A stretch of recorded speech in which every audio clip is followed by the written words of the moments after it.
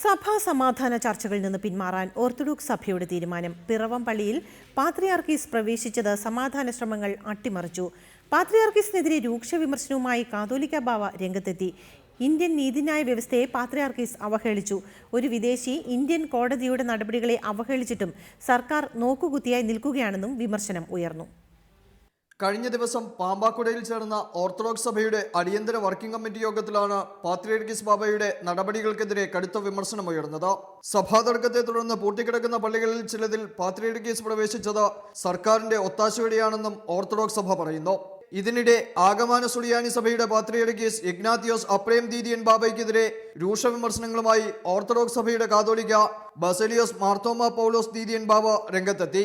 ഇവിടെ കടന്നു വന്നിരിക്കുന്ന പരിശുദ്ധ പാത്രിയാർക്കീസ് ബാവ തിരുമേനി ഇരട്ട മുഖമുള്ള വ്യക്തിത്വമാണെന്ന് കാണുന്നതിൽ ഞാൻ ഏറെ ദുഃഖിതനാണ്.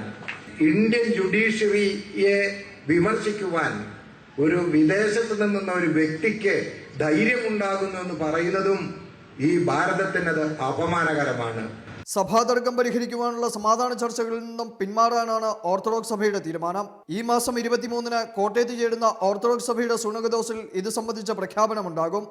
Anil George, reporter, Kochi.